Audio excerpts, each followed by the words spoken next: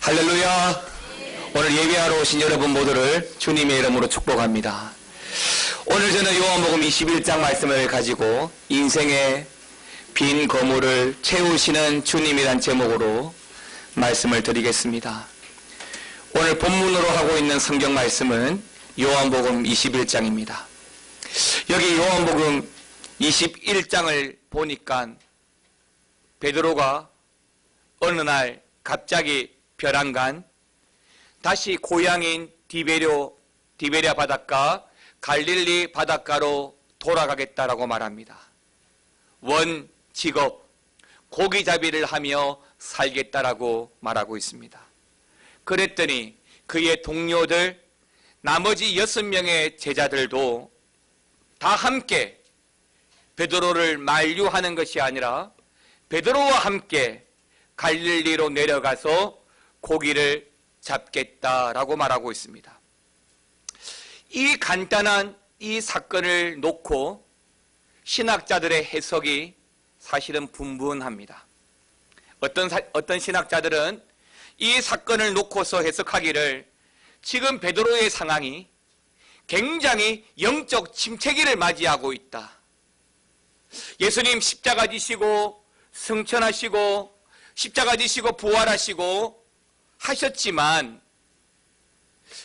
그래도 지금 베드로는 영적 침체기를 맞이하고 있다. 그래서 모든 것을 다 포기하고 옛날처럼 갈릴리 바닷가로 돌아가려고 하는 것이다 라고 해석합니다. 그런데 우리가 본문을 유심히 읽어보면 본문의 문맥이 그런 것 같지는 않습니다. 사실 지금의 이 사건은 예수님께서 십자가를 지시고 3일 만에 부활하신 직후입니다.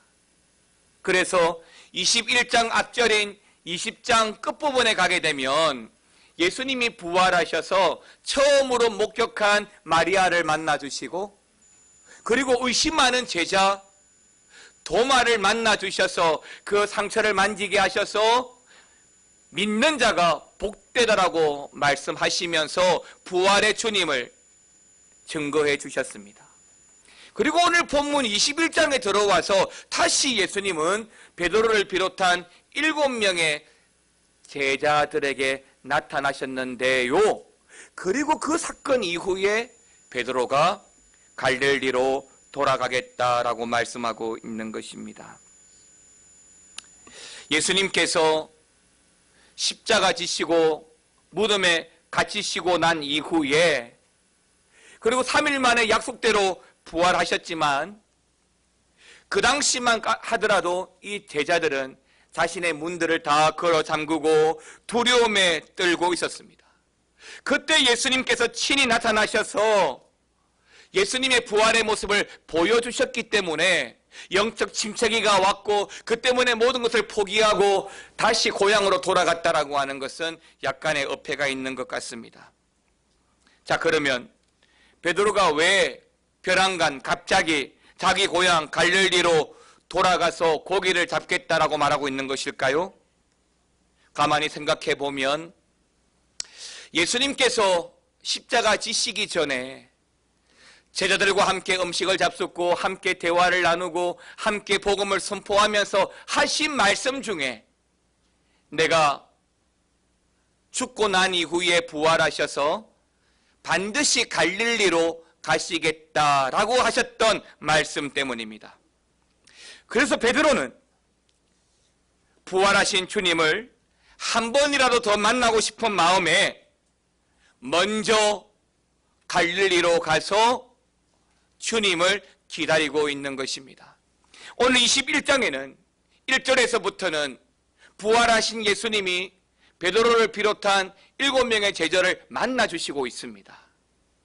그런데 여러분도 아시고 계시지만 예수님이 부활하시고 난 이후에 이 땅에 머문 기간이 약 40일 남짓입니다.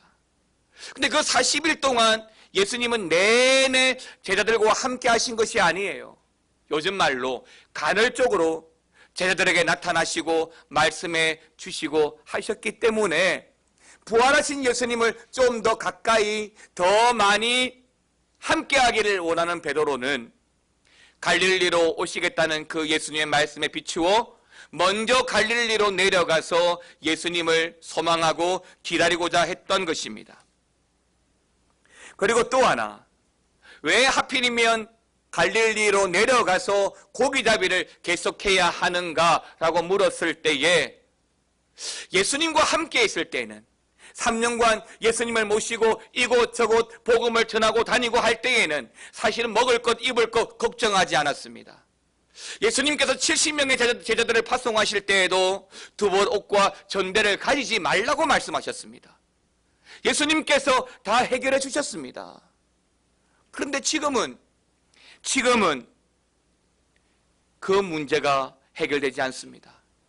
그래서 베드로는 갈릴리로 돌아가서 자기의 전문 분야인 고기잡이를 통해서 텐트 메이커, 자비량으로 벌이를 하면서 복음을 전하고 주님을 만날 날을 준비하기 위해서 갈릴리로 내려간 것입니다. 그래서 이들은 고향 갈릴리로 내려가서 오늘 본문에 보게 되면 그물을 던지고 고기를 잡고 있는 중이었습니다. 만선을 꿈꾸면서 그물을 내리고 열심히 그물을 던지고 있습니다. 오늘 본문에 보니까 그들이 밤이 맞도록 수고하고 있지만 역시 아무것도 얻지 못했다라고 말합니다. 바로 그 순간, 바로 그때 우리 주님께서 찾아오셔서 하신 말씀, 21장 6절의 말씀 같이 한번 읽어보겠습니다. 이르시되 그물 배 오른편에 던지라, 그리하면 잡으리라 하시니 이에 던졌더니 물고기가 많아 그물을 들 수 없더라. 아멘입니다. 성경이 말씀해 주고 있듯이 춥고 배고프고 헉이 졌지만 말씀에 순종하고 말씀대로 그렇게 했더니 생각하지 못했던 만선을, 엄청난 고기를 잡게 되었다라고 말합니다. 그런데 성경은 여기에서 베드로가 잡았던 물고기의 숫자 153이라고 하는 그 숫자까지도 정확하게 기록하고 있습니다. 왜요? 여러분, 이 사건을 이렇게 구체화하는 이유가 있습니다. 첫 번째는 이 사건이 베드로에게만 국한된 사건이 아니라 오늘을 살아가는 우리에게 동일하게 일어난 사건이라고 하는 것을 보여주기 위해서 구체적으로 말씀해 주고 있는 것입니다. 세상을 살아갑니다. 우리도 우리의 직장에서 내가 잘하는 분야에서 그물을 내리고 열심히 수고하고 열심히 뛰었는데도 불구하고 오늘 베드로처럼 빈 그물만 걷어 올릴 때가 한두 번이 아니었다는 것입니다. 열심히 성공하기 위해서, 잘 살아보기 위해서 열심히 그물을 던져보지만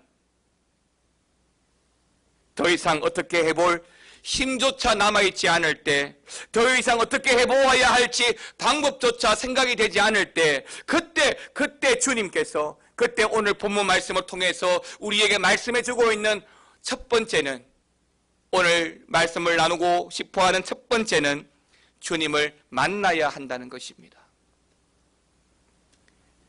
요한복음 21장 7절 말씀을 같이 한번 읽어보겠습니다. 예수께서 사랑하시는 그 제자가 베드로에게 이르되 주님이시라 하니 베드로가 벗고 있다가 주님이라 하는 말을 듣고 겉옷을 두른 후에 바다로 뛰어내리더라. 아멘입니다. 여러분, 베드로를 둘러싸고 일어난 사건 중에 얼추 비슷한 사건이 여러 번 있지만 오늘 요한복음에서 나오는 갈릴리 바닷가에서 일어난 이 사건은 똑같은 장소에서 똑같은 상황을 베드로가 경험한 일이 있습니다. 그때는 베드로가 제자가 아니었죠. 그러나 제자가 아니었지만 그때도 빈 그물을 걷어 올린 베드로에게 깊은 곳에 가서 그물을 내리라는 말씀, 그리고 그 말씀에 의지하여 그물을 내렸을 때에 베드로는 엄청난 물고기를 잡았습니다. 그리고 그 일로 인해서, 주님을 만난 그 일로 인해서 베드로는 그 사건 직후에 자신의 배와 그물을 다 버려두고 예수님을 따르는 제자가 되었던 것입니다. 그리고 오늘 본문 요한복음 21장에서 역시 잠시라 할지라도 베드로는 생업으로 돌아가서 그물을 던지고 있습니다. 그리고 그 그물을 던지는 중에 또다시 부활하여 찾아오신 주님을 또 만나게 됩니다. 바로 여기에 답이 있습니다. 바로 여기에 해답이 있습니다. 주님을 만나야 합니다. 두 번이고 세 번이고 주님을 만나야만 우리의 빈 거물이 채워질 줄 믿습니다. 내가 잘하고 내가 수고하고 내가 노력하지만 주님이 역사하시고 주님을 만나야만 그 빈 거물이 채워질 줄 믿습니다. 주님께서 빈 거물을 걷어올리는 베드로에게 똑같은 상황에 똑같은 장소에서 똑같이 찾아오셔서 하신 말씀, 그 말씀하시는 주님을 베드로가 만나게 될 때에 처음은 배와 그물을 버려두고 예수님을 따라간 것이고, 두 번째 베드로가 주님을 만났을 때도 역시 그는 그 배에서 뛰어내려 주님을 영접하는 모습을 보여주고 있는 것입니다. 아프리카에 가게 되면 1m 이상 크게 자라는 뱀잡이 술이라는 독수리가 있습니다. 이 독수리는 독수리인데 외모가 참 이쁘게 생겼어요. 속눈썹이 정말 이쁜 독수리입니다. 이 독수리는 뱀잡이라는 이름처럼 쥐나 도마뱀이나 뱀을 주로 먹이로 삼고 생활하는 독수리입니다. 이 독수리의 가장 큰 특징은 다리가 엄청나게 길다는 것이에요. 어찌 보면 황새 다리만큼 독수리의 다리가 깁니다. 독수리이기 때문에 이 뱀잡이 수리는 늘 하늘 높이 고공비행을 합니다. 그러다가 땅 아래 먹이가 발견되면 손살같이 내려와서 먹이 사냥을 하게 되는 것이죠. 그런데 땅에 내려와서 한참 먹이 사냥을 하고 먹이를 잡아서 먹고 있을 때에 다른 맹수들이 공격해 오면 이 뱀잡이 수리들이 거의 도망을 가지 못하고 죽는다는 거예요. 그것이 이상해서 알아보았더니 그 이유가 이렇습니다. 독수리입니다. 뱀잡이 독수리입니다. 그런데 맹수가 달려들면, 갑자기 맹수가 뛰쳐나오면 이 독수리는 날지를 않고 힘을 다해서 긴 다리로 도망만 가는 것입니다. 왜요? 너무 당황해가지고 나는 것을 잊어버리는 거예요. 그래서 긴 다리를 이용해서 자꾸만 달려가니까 여우든 늑대든 더 빠른 짐승에게 잡혀 먹힌다는 것입니다. 사랑하는 성도 여러분, 하나님께서도 우리에게 날개를 달아주셨는데 그 사실을 잊어버릴 때가 많습니다. 그래서 어려운 상황에 부딪히게 되면, 문제 상황에 부딪히게 되면, 조금의 위기만 당하게 되면 그냥 휘청거리는 사람들이 많은 거예요. 그냥 넘어지는 사람들이 너무나 많은 거예요. 평상시에 주님을 찾으려고 몸부림치다가도 갑자기 어려움이 닥쳐오고 예상하지 못한 위기가 주어지게 되면 더욱더 힘써서 주님께 매달리고 주님을 만나야 되는데 그걸 다 잊어버리고 내 힘으로 내 능력으로만 어떻게든 해결하려고 열심히 달려가다 보니까 결국에는 무너지고 실패하는 인생이 된다라고 하는 것입니다. 제가 요즘에 시편 127편의 말씀을 많이 언급하는데요, 내가 아무리 수고하고 내가 아무리 성을 쌓아도 하나님이 함께 하지 않으면 뭐라고요? 다 헛사라고 했습니다. 헛사가 되지 않기 위해서는 어떻게 해야 된다고요? 하나님을 만나야 되죠. 하나님과 함께 해야 되는 것입니다. 하나님을 만날 때에 우리의 위기와 우리의 문제가 우리의 빈 거물이 채워질 줄 믿으시기 바랍니다. 자, 그러려면 어떻게 해야 된다고요? 뱀잡이 수리처럼 더 빠른 맹수에게 잡혀먹지 않으려면 어떻게 해야 된다고요? 내 다리로 내 능력으로 도망가는 것이 아니라 나에게 날개가 있다는 것을 잊지 말아야 돼요. 주님께서 나와 함께 한다는 사실을 잊지 말아야 돼요. 주님을 찾아야지요. 주님을 만나야 되지요. 문제와 급하고 상황이 어렵고 힘들 때 주님을 찾아야 되지요. 사랑하는 성도 여러분, 우리는요 주님을 만나야만 살아갈 수가 있습니다. 우리에게 어려움이 찾아올 때에 내가 아니라 더욱더 힘써서 주님을 찾고 주님을 찾기 위해 매달리고 살아가시기를 축원합니다. 바로 거기에 답이 있습니다. 주님을 만나야만 은혜가 있습니다. 주님을 만나서 주님을 만남으로 말미암아 빈 거물을 채워가시는 주님의 은혜가 일어나기를 주의 이름으로 축원합니다. 두 번째는 주님의 말씀, 주님의 음성을 들어야 합니다. 요한복음 21장 5절 6절 말씀을 다시 한번 읽도록 하겠습니다. 시작.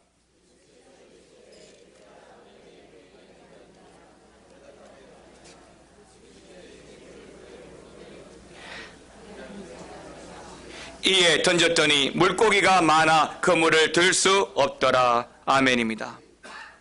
베드로가 처음 제자가 아니었던 그 처음 갈릴리 바닷가에서 주님을 만났었던 상황과 같이 이날도 베드로는 갈릴리 바닷가에서 그물을 내리고 고기를 잡고 있었지만 역시 한 마리도 잡지 못하고 있습니다. 그때 베드로가 먼저 주님의 음성을 들었습니다. 그물을 배 오른편에 던져라. 성도는 하나님의 말씀 앞에 주저함이 없어야 됩니다. 하나님의 말씀을 들었다고 한다면 주저하지 말고 순종해야 합니다. 지난주에 우리 마리아 전도회 주최로 성경 퀴즈 대회를 했습니다. 교회가 성경 퀴즈 대회를 하는 것은 여러분들에게 더 좋은 상품을 드리기 위해서 또 재밌자고 하는 일만은 아닙니다. 물론 상품도 드리고 교회가 공동체를 이루어서 하나 되어지는데 중요한 일조를 하는 것도 사실이지만 성경 퀴즈대회의 근본 목적은 하나님의 말씀을 듣는 것입니다. 하나님의 말씀을 읽는 것입니다. 하나님의 말씀을 알아가는 것입니다. 그 하나님의 말씀을 듣고 그 말씀에 순종하고 살아가는 것이 우리의 인생의 빈 거물을 채우는 비결이기 때문입니다. 지금 베드로와 그 나머지 6명의 제자들은 굉장히 지쳐 있습니다. 나름은 바닷가에서 고기잡이에서 전문가들이지만 역시 그날 밤도 베드로가 처음 주님을 만났던 순간처럼 허탕이었습니다. 손가락 까딱 하나 할 힘조차 없습니다.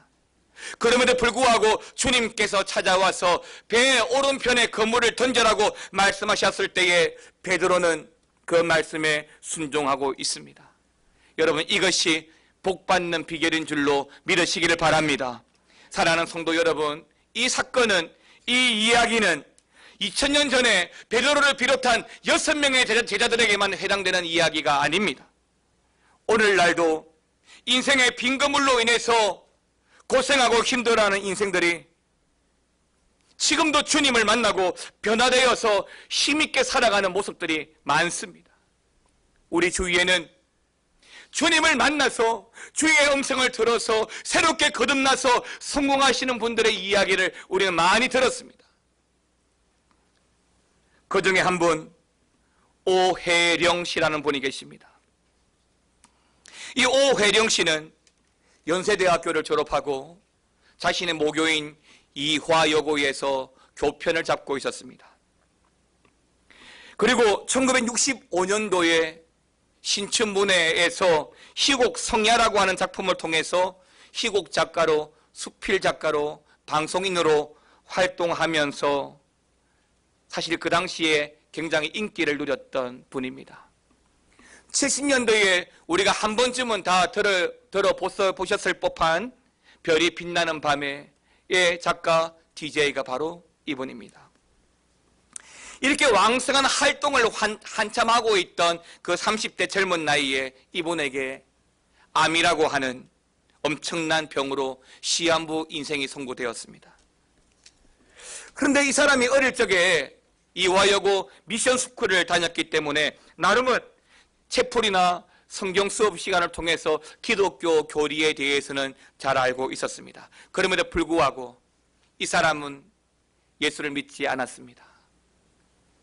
인간적으로 잘 되고 성공하면서 그가 생각하는 기독교는 인생의 실패자들이나 먹고 할 일이 없는 사람들이나 예수 믿는 거로 여겼습니다. 그리고 자기처럼 똑똑하고 능력 있고 할 일 많은 사람들은 절대로 믿을 수 없고 또 믿으면 안 된다고 생각했던 사람이었습니다. 한마디로 말하면 굉장히 교만한 사람이지요. 그러니까 내가 마음만 먹으면 얼마든지 그물을 내려서 얼마든지 고기를 많이 잡을 수 있다라고 평생 자기 과신으로 살아왔던 사람이었던 것이죠. 이런 그가 30대 젊은 나이에 갑자기 임파선 또 위암 진단을 받고 3개월의 시한부 선고가 떨어졌습니다. 이런 질병을 맞이하게 되니까 능력 있고 똑똑하고 잘 나가는 사람도 할 수 있는 것이 아무것도 없었습니다. 그저 그냥 죽음만 기다리고 있을 뿐이었습니다. 주변에 많은 사람들이 있어서 매일마다 용기를 내라고 꽃을 보내주고 찾아와서 위로를 해주지만 그것뿐이었습니다. 그녀가 할 수 있는 것은 날짜에 빨간 색연필로 동그라미를 치면서 내가 살아온 날만 계수하고 있는 것뿐이었습니다. 하루는 병원으로부터 예정된 날짜가 며칠이 지난 어른 날이었습니다. 그날도 물만 먹으면 토하고 혈변이 심하게 나오고 고통이 너무나 심해서 찾아온 분 중에 가져다 준 백합 송이에다가 얼굴을 파묻고 고통을 잊으려고 하고 있을 때에 갑자기 누군가가 자신의 목덜미를 강하게 붙잡고 끌어당기는 손길을 느끼게 되었습니다. 그때 이분이 직감적으로 예수님이 자기를 찾아왔구나 라는 사실을 알게 되었다고 합니다. 그래서 그녀는 그 순간 얼른 엎드려서 그렇게 외쳤다고 합니다. 당신은 누구십니까? 누구시길래 내가 다 잃어버리고 죽음의 한복판에 겨우 허덕이는 나를 찾아오셨습니까? 그런데 그 말을 내뱉는 순간, 불평스러운 자신의 마음을 내뱉는 순간 평생 주님을 몰라라 마음대로 살아왔던 자신의 죄 많은 인생들이 계속 회개되어지고 눈물을 흘러내리면서 수십 개의 양초가 녹아내릴 때까지 회개하고 또 회개를 하면서 자신의 죄를 적어가기 시작했다고 합니다. 그 회개가 그날 밤에 일어난 것이 아니라 며칠 동안이나 종이에다가 자신의 죄를 적어가면서 회개하게 되었다고 합니다. 그렇게 시간이 흘러서 반년이 지났습니다. 이제는 그날 그 순간에 주님을 영접한 이분이 제가 말씀드리고자 하는 이날에 여전히 주님을 예배하고 기도하고 혼자서 찬양하고 있는데 갑자기 온몸에 오한이 오더니 이제는 정말 죽는구나 싶었다고 합니다. 그래서 추워서 옆에 있는 이불을 당겨서 자신의 몸을 덮는데 그 순간에 겨드랑이 밑에 있는 암덩어리가 잡혀지지 않고 어깨 쪽지에 있는 복숭아 씨만한 그런 혹들이 잡히지가 않고 복수로 가득 차 있던 그 배가 다 내려앉아 있더라는 것입니다. 그제서야 살아계신 주님이 두 번째로 자신을 찾아왔다는 사실을 알게 되어졌던 것이죠. 오혜령 씨, 그녀는 그때부터 그 인생의 그물에 고기가 가득 차기 시작했고 완전한 새로운 인생을 살기 시작했습니다. 인생의 빈 그물을 하나님께 내려놓고 하나님을 만나고 하나님의 음성을 들음으로 내려놓은 그 인생의 빈 그물이 채워지는 순간들을 이 분이 경험하게 되었던 것이죠. 그래서 지금은 이분이 나이가 많이 들었는데 지금은 그 화려했던 과거의 인생을 다 접하고 이제는 주님만을 위해 살겠다는 각오로 경기도 화성에서 버림받은 노인들을 돌보며 평화의 집을 운영하며 살고 있습니다. 그렇습니다. 사랑하는 성도 여러분, 우리가 만나게 되는 인생의 빈 거물은 우리를 실망하게 하고 자포자기하게 만들 수 있습니다. 내가 감당할 수 없고 예상할 수 없는 위기와 아픔을 경험할 때 우리는 손쉽게 포기하기를 즐겨할 수도 있습니다. 그러나 그 빈 거물, 주님을 만나고 주의 음성을 들으면 우리 주님이 채워주실 줄 믿으시기 바랍니다. 내 인생의 빈 거물을 만나게 되면 여러분, 그 순간 주님을 찾으십시오. 주님을 만나야만 합니다. 거기에 우리의 인생에 답이 있기 때문입니다. 또한 주님의 음성을 들을 때에 말씀하시는 주님의 말씀에 주저하지 않고 순종하고 결단하고 살아가시기를 바랍니다. 이것이 우리 인생의 빈 거물을 채워주시는 주님의 비결인 줄 믿습니다. 사랑하는 성도 여러분, 우리의 삶의 빈 거물은 어쩌면 우리의 인생을 힘들게 하는 아픔일 수 있지만 그 빈 거물을 주님께 내어놓고 주님을 만나고 주의 음성을 듣게 된다면 이 빈 거물이 채워지는 그물로 되어 우리의 신앙의 놀라운 은혜와 감동을 경험하게 될 거라고 믿습니다. 여러분, 이번 한 주간에도 여러분의 빈 거물을 하나님께 맡기시기 바랍니다. 이번 한 주간에도 주님을 만나기 위해서 몸부림치고 주님을 찾고 주의 음성 듣기를 축원합니다. 그리고 응답받고 체험받고 세워지는 역사가 있기를 주의 이름으로 축원합니다. 함께